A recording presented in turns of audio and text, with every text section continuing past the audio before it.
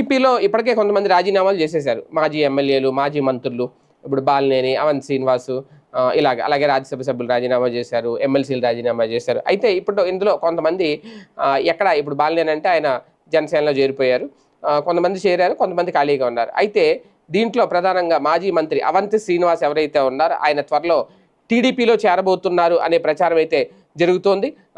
అంతేకాదు ఆయనకి భవిష్యత్తులో తెలుగుదేశం పార్టీ తరపున సీట్ ఇవ్వడానికి కూడా ఒప్పందం కుదుర్చుకున్నారట. అంటే దాదాపుగా ఆయన చేరడం అయితే ఖాయమైపోయింది అనే ప్రచారం అయితే జరుగుతుంది. అయితే ఇక్కడ కీలకమైన అంశం ఏంటి అంటే ఒకవేళ ఆయన గనక టీడీపీలో చేరితే ఎక్కడ సీట్ ఇస్తారు అనేదే ఇక్కడ కీలకమైన అంశం. వాస్తవానికి ఇప్పుడు ఆయన ఎక్కడ కోరుకుంటారు? ఆయన ఇప్పుడు గంటా శ్రీనివాసరావు ఎక్కడున్నారు? తెలుగుదేశం పార్టీకి సంబంధించి ఒక రకంగా పవర్ఫుల్ లీడర్. ఒకసారి ఎంపీగా, 5 సార్లు ఎమ్మెల్యేగా, 2 సార్లు మంత్రిగా పనిచేశారు గంట. ఆయన రాజకీయ జీవితంలో